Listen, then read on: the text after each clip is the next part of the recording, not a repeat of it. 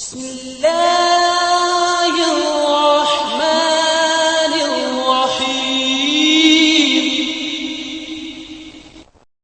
السلام عليكم ورحمة الله وبركاته. الحمد لله رب العالمين. அல்லாஹ்வின் நல்லடியார்களே, அல்லாஹ்வுடைய வசனங்களை கேட்பதற்காகவும் நபிகளாருடைய நற்போதனைகளை ஏற்பதற்காகவும் வாழ்க்கையிலே இதை செயல்படுத்தி வாழ்வை மேம்படுத்திக் கொள்வதற்காகவும் தினமும் நாம் அமைத்துக் கொள்ளக்கூடிய இந்த நேரத்தை படைத்த இறைவன் இன்னும் சிறப்பாக ஆக்கி தரும் வகையிலே இன்றைய செய்தி என்னவென்றால், நபிகள் நாயகம் ஸல்லல்லாஹு அலைஹி வஸல்லம் அவர்கள் கூறினார்கள், நல்ல நண்பனுக்கும் தீய நண்பனுக்கும் உதாரணம் கஸ்தூரி வைத்திருப்பவரும் கொல்லனின் உலையுமாகும். கஸ்தூரி வைத்திருப்பவரிடமிருந்து உமக்கு ஏதேனும் கிடைக்கலாம், அல்லது உமக்கு எதுவும் கிடைக்காம போகாது. நீர் அதை விலைக்கு வாங்கலாம், அல்லது அதன் நறுமணத்தையாவது பெற்றுக்கொள்ளலாம். கொல்லனின் உலை உமது வீட்டையோ அல்லது உனது ஆடையையோ எரித்துவிடும், அல்லது அவனிடமிருந்து கெட்ட வாடையை நீர் பெற்றுக்கொள்வீர். இது புகாரிலே 2101 ஹதீஸாக பதிவு செய்யப்பட்டுள்ளது. அப்போ இந்த ஹதீஸை நாம் ஆழமாக சிந்திக்கக்கூடியவர்களாக இருக்க வேண்டும்.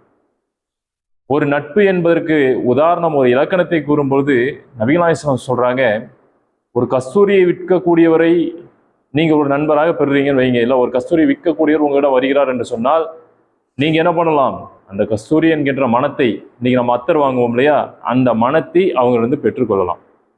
இல்லைன்னா அந்த கஸ்தூரியை நீங்க விலைக்கே வாங்கிக்கலாம். இப்பேற்பட்ட ஒரு சூழ்நிலை எப்படி போனாலும் உங்களுக்கு என்னவா வருது, லாபமாக மாறிவிடுகிறது. உங்களுக்கு அதுல எந்த நஷ்டமும் வரல. ஆனால் கொல்லனின் உலை என்பது என்ன? கொல்லனின் உலை என்பது நெருப்பை வச்சு செய்யக்கூடிய வேலை. அதுல இருந்து தீ கங்குகள் வரும், தீ பொறிவானது வரும்.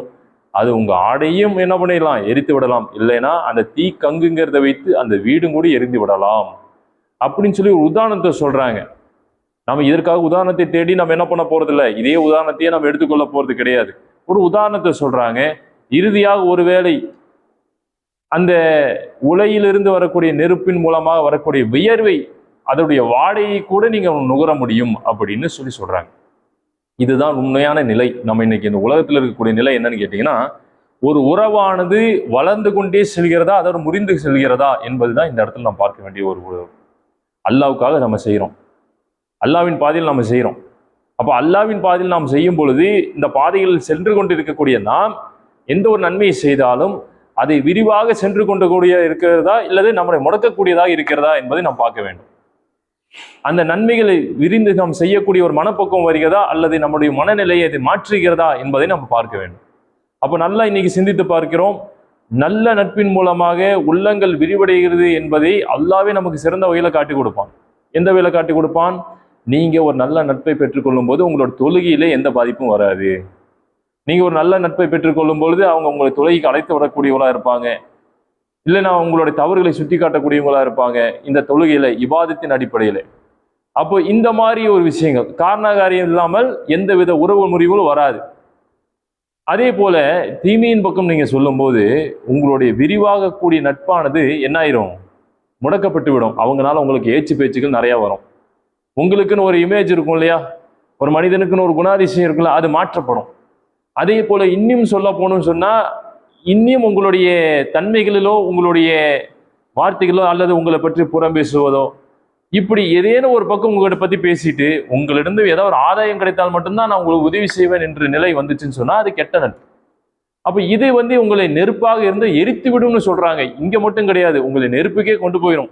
நரக நெருப்புன்னு சொல்றாங்க இல்லையா, அதற்கும் கூடி கொண்டு போறதுக்கு வாய்ப்பு இருக்கிறது அப்படின்னு சொல்லி 2 உதாரணத்தை சொல்லும் போது மிகவும் எச்சரிக்கையா இருக்க வேண்டும்.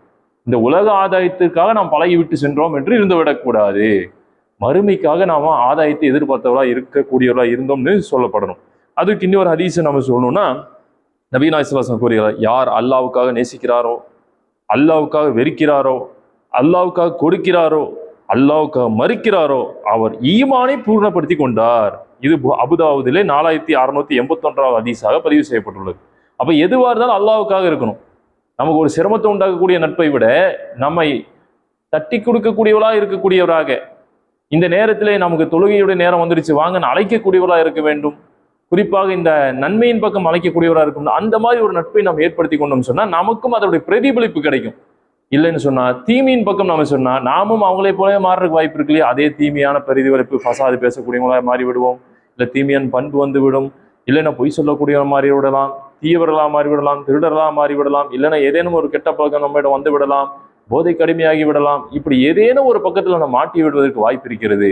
ஆகவே நரகத்திற்கு செல்லக்கூடிய பாதையில் நாம் செல்லக்கூடியவரிடம் சென்றால் நாமும் அதில் மாட்டிக்கொள்ளக்கூடிய ஒரு வாழ்க்கையை மாறிவிடக்கூடாது என்பதை கூறிக்கொண்டவனாக இந்த ஹதீஸை நாம் சிறப்பாக சிந்தித்து அல்லாஹ்வுக்காக செயல்படக்கூடியவராக இருக்க வேண்டும். நட்பினுடைய மிகப்பெரிய ஒரு உதாரணம் நமக்கு இருக்கக்கூடிய சிரமங்களை போக்கக்கூடியது, புதிய புதிய சிரமங்களை உண்டாக்கக்கூடியது அல்ல என்பதை உணர்ந்து அந்த வகையில் நல்ல நட்புகளின் பக்கம் செல்லக்கூடியவர்களாகவும் இந்த நட்பின் இலக்கணத்தை உணர்ந்தவர்களாக நாம் இருக்க வேண்டும் என்பதை கேட்டுக்கொண்டவனாக அந்த ஏகருணை மற்றும் பிரார்த்தித்துக் கொண்டவனாக இந்த உரையை நிறைவு செய்கிறேன். வாஹிர் தாவனான் அல்ஹம்துலில்லாஹி ரப்பில் ஆலமீன். அஸ்ஸலாமு அலைக்கும் வரஹ்மத்துல்லாஹி வபரகாத்துஹு.